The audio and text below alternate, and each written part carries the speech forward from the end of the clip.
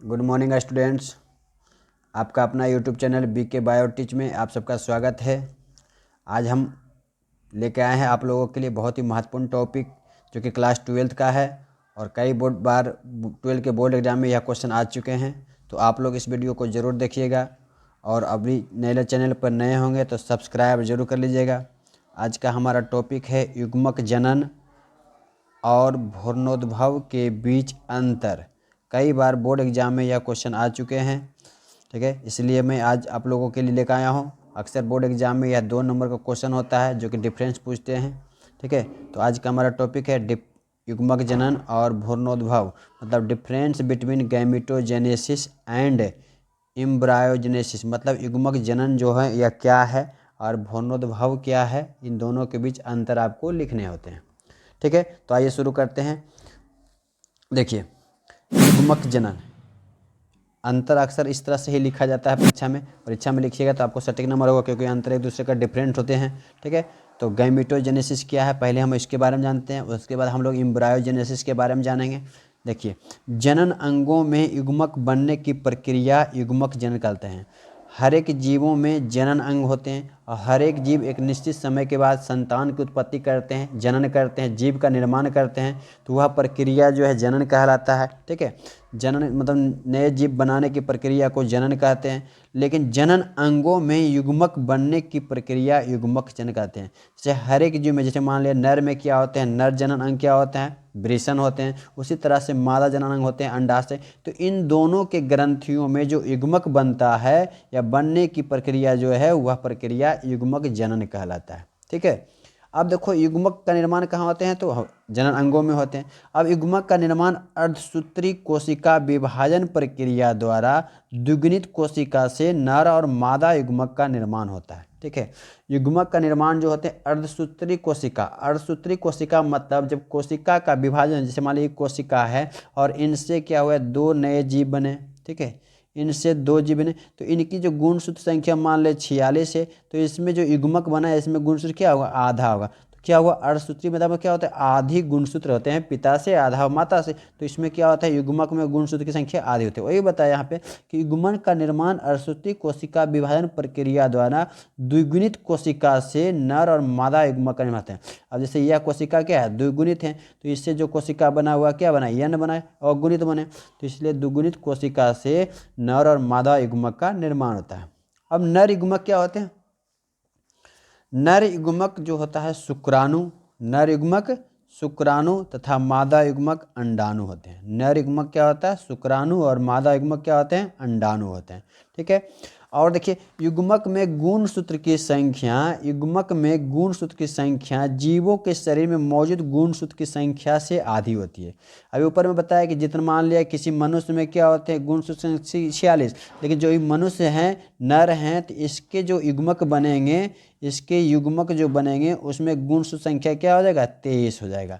यही भी लिखा है कि युग्मक में गुणसूत्र संख्या जीवों के शरीर में मौजूद गुणसूत्र संख्या से आधी होती है।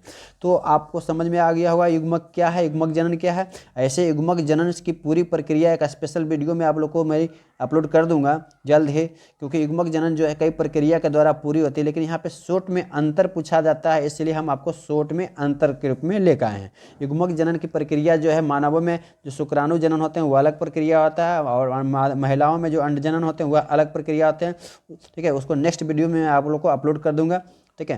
तो यहाँ पे सिर्फ हमको युग्मक जनन जानना है, भ्रूणोद्भव जानना है, दोनों का डिफरेंस पूछता है, इसलिए हम लोग शॉर्ट में इसके अंतर पढ़ने वाले हैं। तो युग्मक जनन आप समझ गए होंगे। अब आइए देखते हैं भ्रूणोद्भव क्या होते हैं। जायगोट से भ्रूण बनने की प्रक्रिया को भ्रूणोद्भव कहा जाता है। जब जायगोट से भ्रूण बनते हैं वह प्रक्रिया ही एम्ब्रायोजेनेसिस कहा जाता है, ठीक है। अब इस प्रक्रिया में, मतलब भ्रूणोद्भव में या एम्ब्रायोजेनेसिस प्रक्रिया में जायगोट से समसूत्री कोशिका विभाजन के द्वारा बहुकोशिकीय जीव या भ्रूण बनते हैं। जायगोट से समसूत्री कोशिका विभाजन के द्वारा बहुकोशिकीय जीव भ्रूण बनते हैं। अब देखिए, समसूत्री किससे होते हैं, जैसे मान लो ये एक जीव है, ठीक है। अब इनसे जो कोशिका बना तो इनमें जो गुणसूत्र की संख्या 46 है, तो इसमें भी गुणसूत्र संख्या क्या होगा, 46 होगा। तो इसलिए इसमें समसूत्री में क्या होता है, जो गुणसूत्र संख्या होते हैं पुत्री में या संतानों में समान होते हैं, तो समसूत्री कोशिका विभाजन के द्वारा भ्रूण बनते हैं। और भ्रूण विकसित होकर उत्तक बनते हैं। जब भ्रूण विकसित होते हैं तो बहुत सारे कोशिका का समूह बन जाते हैं, तो उसको उत्तक कहते हैं।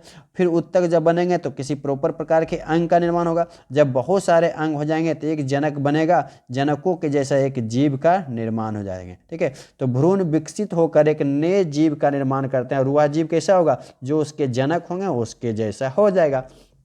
तो इस तरह से आपको कम से कम 2 अंतर ही लिखना होता है, 2 ही अंतर इंपॉर्टेंट है। ठीक है, तो युग्मक जनन और भ्रूणोद्भव में क्या अंतर है आपको समझ में आ गया होगा। और एक चीज देखिए, मानव जाति में गुणसूत्र संख्या 46 होती है और युग्मक में गुणसूत्र संख्या कितना होता है, 23 होते हैं। याद रखिएगा, 46 की जगह पे इसको 23 जोड़े भी लिख सकते हैं। मनुष्य में जो गुणसूत्र संख्या होता है 23 जोड़े में होते हैं, लेकिन उसके युग्मक में जो गुणसूत्र होते हैं वह 23 होते हैं या जोड़े में नहीं होते हैं। ठीक है, याद रखिएगा। अब देखिए युग्मक कैसे बनते हैं। जैसे मान लीजिए एक नर है, तो नर के जो द्वारा जो युग्मक बनते हैं उसको क्या बोलते हैं, शुक्राणु। नर के द्वारा जो युग्मक बनते हैं उसको क्या बोला जाता है, शुक्राणु। जैसे मेल हो गया, मेल के द्वारा जो युग्मक बन रहा है उसको क्या बोला है, शुक्राणु। उसी तरह से मादा के द्वारा जो युग्मक बनेंगे, ठीक है, उसका अंडाणु होगा। ठीक है, अब इन दोनों का आपस में क्या होंगे, मिलन होगा। मिलन होगा तो क्या बनते हैं, युग्मनज। क्या बनते हैं, युग्मनज, जिसको हम लोग क्या बोलते हैं, जायगोट। क्या बोलते हैं, जायगोट। ठीक है, अब दोनों के मिलने की प्रक्रिया जो है कहलाता है निषेचन। दोनों जो मिलते हैं, मिलने की प्रक्रिया कहलाता है निषेचन, लेकिन निषेचन के बाद क्या बना, युग्मनज बना। ठीक है, यहाँ पे वही लिखना है, जायगोट से भ्रूण बनने की प्रक्रिया। अब यहाँ पे जायगोट बन गया, अब इसमें क्या होगा, यह तो क्या था, अगुणित था। युग्मनज क्या होते हैं, अगुणित था। यह भी क्या है, अगुणित है। ठीक है, लेकिन दोनों जब मिले तो युग्मज बना, यह किसे बना, द्विगुणित हो गया। अब इसमें जो विभाजन होगा, अब इसमें जो विभाजन होगा समसूत्री विभाजन है। इसमें क्या होंगे, समसूत्री विभाजन होगा। इसमें समसूत्री विभाजन हुआ तो यह बना, लेकिन शुक्राणु में जो यह अंडाणु जो है इसमें क्या हुए, अर्धसूत्री के द्वारा यह बने। शुक्राणु या अंडाणु जो है अर्धसूत्री के कोशिका विभाजन के द्वारा निर्माण हुआ, लेकिन युग्मज क्या हुआ, समसूत्री कोशिका विभाजन हुआ। अब यह युग्मज विभाजित होके, विकसित होके क्या बनाएगा, भ्रूण बनाएंगे। फिर यह भ्रूण क्या होगा, विकसित होंगे तो उत्तक बनेंगे। ठीक है, फिर और विकसित होंगे तो एक अंग बनेगा, और इस तरह से जब कई विकसित हो गए तो क्या बन गए, एक तरह के जीव का निर्माण हुआ।